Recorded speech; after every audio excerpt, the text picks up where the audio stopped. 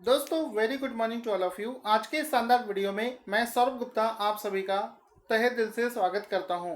दोस्तों आज का पहला प्रश्न बना है वर्ल्ड हेरिटेज साइट्स को लेकर। क्वेश्चन कुछ इस तरीके से बना है कि हाल ही में भारत के किस राज्य में स्थित रुद्रेश्वर मंदिर को यूनेस्को ने अपनी विश्व विरासत सूची वर्ल्ड हेरिटेज साइट में शामिल कर दिया है। तो इसका राइट आंसर हो जाएगा कि ये जो टेम्पल है रुद्रेश्वर टेम्पल, ये तेलंगाना राज्य में स्थित है। ऑप्शन नंबर बी इसका राइट आंसर हो जाएगा। अगर आपने रिसेंट में नोटिस किया हो तो पिछले एक हफ्ते में यूनेस्को से लेकर कम से कम 4 से 5 क्वेश्चंस बने हैं। मैं रेगुलर बेसिस पर भारत में कितने यूनेस्को के साइट हैं इन सभी चीज़ों को अपडेट कर रहा हूँ। तो ये जो मंदिर है रुद्रेश्वर मंदिर, ये तेलंगाना राज्य में स्थित है। तो यहाँ पर आप इसका फोटो देख सकते हैं रुद्रेश्वर टेम्पल का। इसमें लिखा है India gets its 39th world heritage sites, यानी कि इंडिया में अब जो वर्ल्ड हेरिटेज साइट्स की संख्या है वो 39 हो गई है। ये नंबर कभी भी चेंज हो सकता है। 2 दिन पहले मैंने आपसे बताया था कि भारत में इसकी जो संख्या है वो 38 है, ठीक है, लेकिन आज देखो आज के दिन ये 39 हो गई है।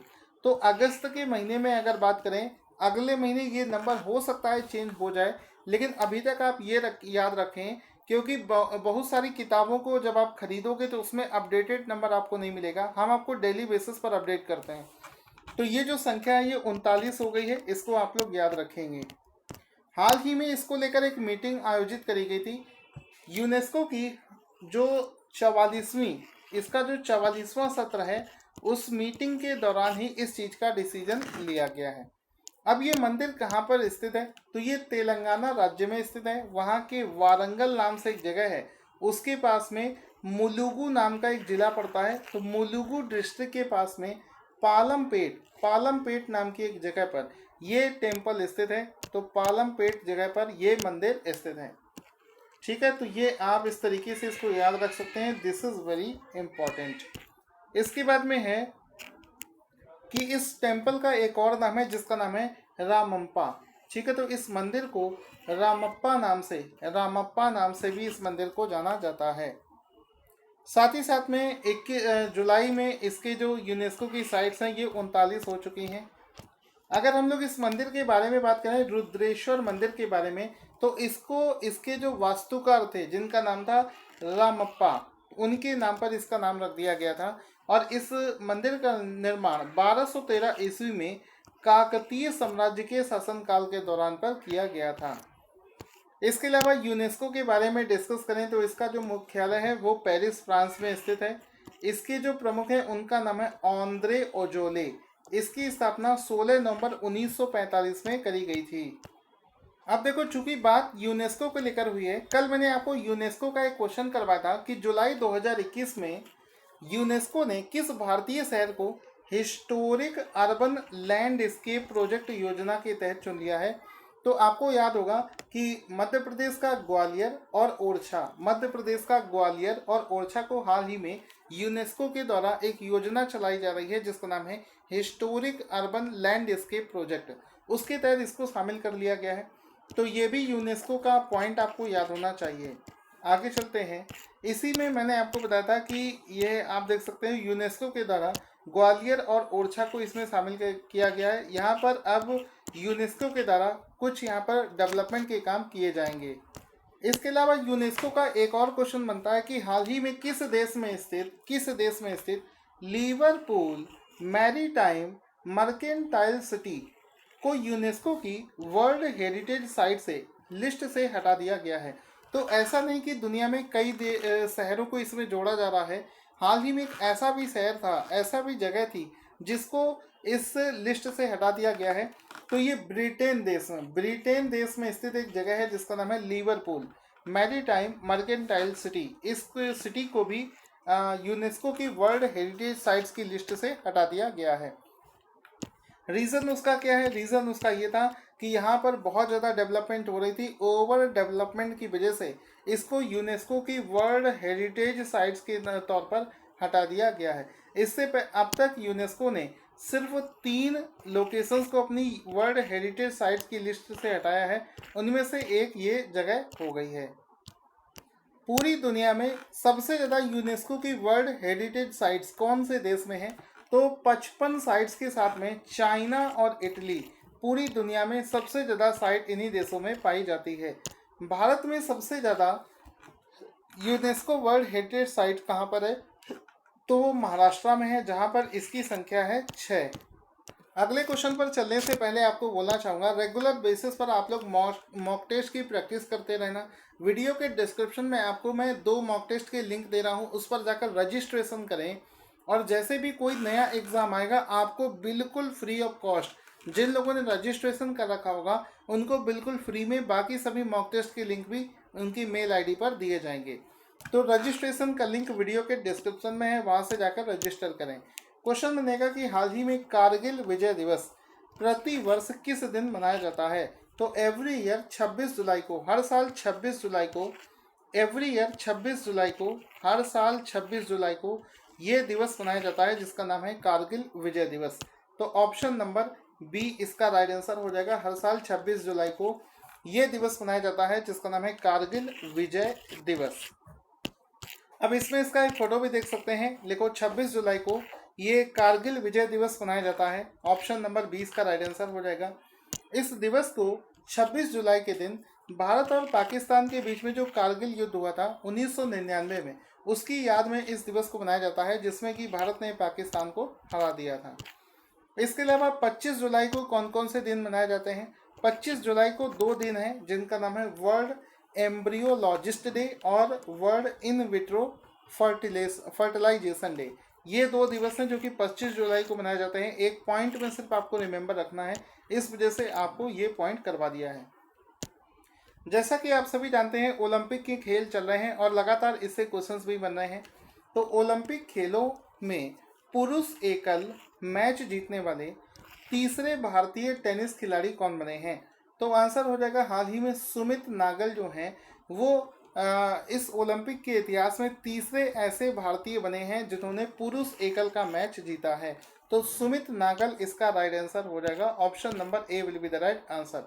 यहाँ पर सुमित नागल का फोटो देख सकते हैं, जो कि ऐसा कारनामा करने वाले तीसरे भारतीय बने हैं। आगे चलते हैं। क्वेश्चन बनेगा कि लोकमान्य बाल गंगाधर तिलक की 165वीं जयंती किस तारीख को मनाई गई थी? तो आंसर हो जाएगा यहाँ पर कि लोकमान्य तिलक की जो जयंती है ये हर साल 23 जुलाई को मनाई जाती है और इस वर्ष यानी कि 2021 में इनकी 165वीं जयंती मनाई गई है।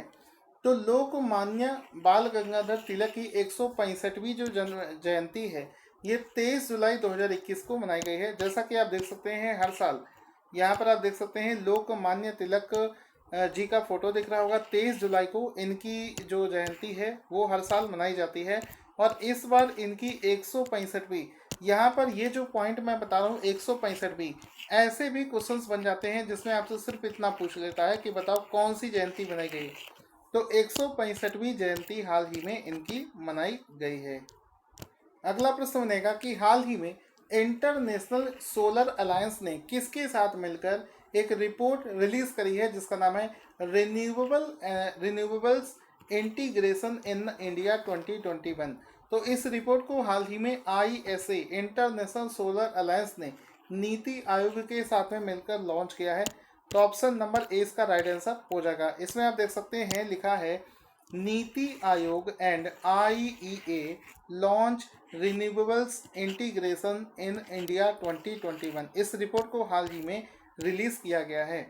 अब इसके बाद में आ जाता है कि नीति आयोग के बारे में समझते हैं। इसके CEO का नाम है अमिताभ कांत और इसका मुख्यालय दिल्ली में स्थित है।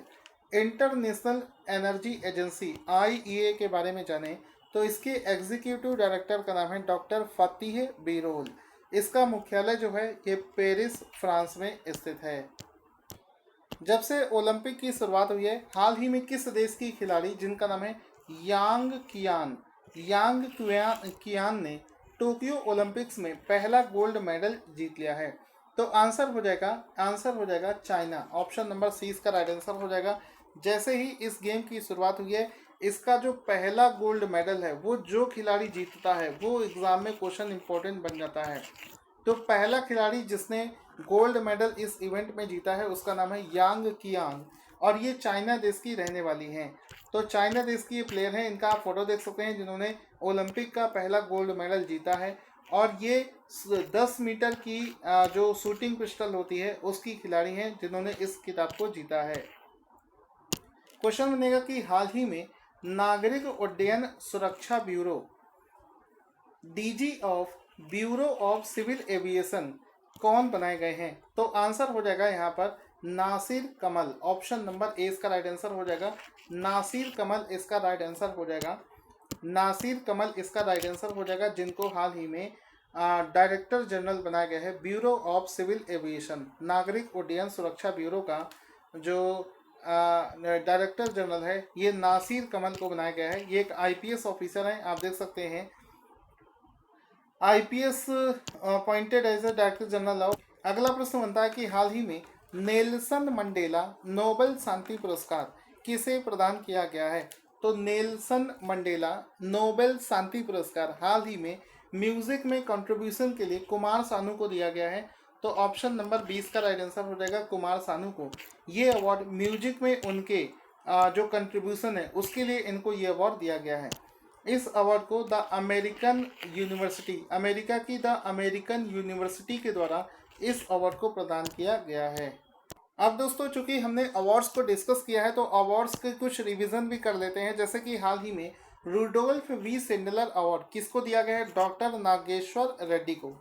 Dublin literacy award Valeria Luiselli को दिया गया है। WHO director general special recognition award doctor Harshvardhan को दिया गया है। असम राइफल्स के महानिदेशक जनरल प्रदीप चंद्रन नायर है। ये अवार्ड वाला क्वेश्चन नहीं है लेकिन बीच में आ गया है। अंतर्राष्ट्रीय बुकर प्राइज 2021 दिया गया है डेविड डियोप को। इसके बाद में आ जाता है गोल्ड रिकॉग्निशन प्राइज 2021, ये दिया गया है हैदराबाद इंटरनेशनल एयरपोर्ट को। इसके बाद में आ जाता है नेचर टीटीएल फोटोग्राफी अवार्ड, ये थॉमस विजियन को दिया गया है। इसके बाद में आ जाता है हमारा 67वां राष्ट्रीय फिल्म पुरस्कार 2021 में पर्यावरण संरक्षण पर सबसे अच्छा पुरस्कार जो है ये वाटर ब्यूरियल को दिया गया है। इसके बाद में आ जाता है पेन प्रिंटर प्राइज 2021 दिया गया है सीसी डेंगर मैगा को दिया गया है। इसके बाद में आ जाता है वर्ष 2020 और 21 का नेट एनर्जी न्यूट्रल स्टेटस किसको दिया गया है? तो कैंपे गौड़ा अंतर्राष्ट्रीय हवाई अड्डा को। बाफ्ता टीवी अवार्ड्स 2021 में मेन अभिनेता लीडिंग एक्टर का अवार्ड जो है ये पॉल मैस्केल को दिया गया है। अब ये पूरी लिस्ट है दोस्तों, जो हमारा 6 महीने का जो PDF है उससे मैं आपको ये रिवीजन करवा रहा हूँ, जिसमें आपको पूरे 6 मंथ के टॉपिक वाइज ऐसे ही लिस्ट वाले फॉर्मेट में क्विक रिवीजन के लिए क्वेश्चंस मिल जाते हैं। बहुत ही कम समय में आप किसी भी एग्जाम के लिए 15 दिन में आप 6 महीने का करंट अफेयर्स रिवीजन कर सकते हो, चाहे आपको कुछ भी ना आता हो। लिंक वीडियो के डिस्क्रिप्शन में आप चाहें तो उसको ले भी सकते हैं। इसके बाद में अगला क्वेश्चन बनता है कि हाल ही में भारत के किस राज्य में अंगमा माँ शिक्षा कार्यक्रम की शुरुआत किस राज्य में करी गई है? तो आंसर हो जाएगा ऑप्शन नंबर बी, यानी कि छत्तीसगढ़ राज्य में इस योजना को लॉन्च किया गया है, जिसका नाम है अंगमा माँ शिक्षा योजना, जिसमें कि जो गरीब बच्चे होते हैं उनकी शिक्षा से संबंधित ये कार्यक्रम है, एक ये योजना है जिसको छत्तीसगढ़ राज्य में हाल ही में लॉन्च किया गया है। दोस्तों आज का क्वेश्चन जिसका आंसर आपको देना है कि हाल ही में चर्चा में चल रही एक पुस्तक जिसका नाम है an ordinary life portrait of an Indian generation, इस पुस्तक के लेखक का नाम क्या है? तो अपना आंसर कमेंट बॉक्स में लिखना ना भूलें।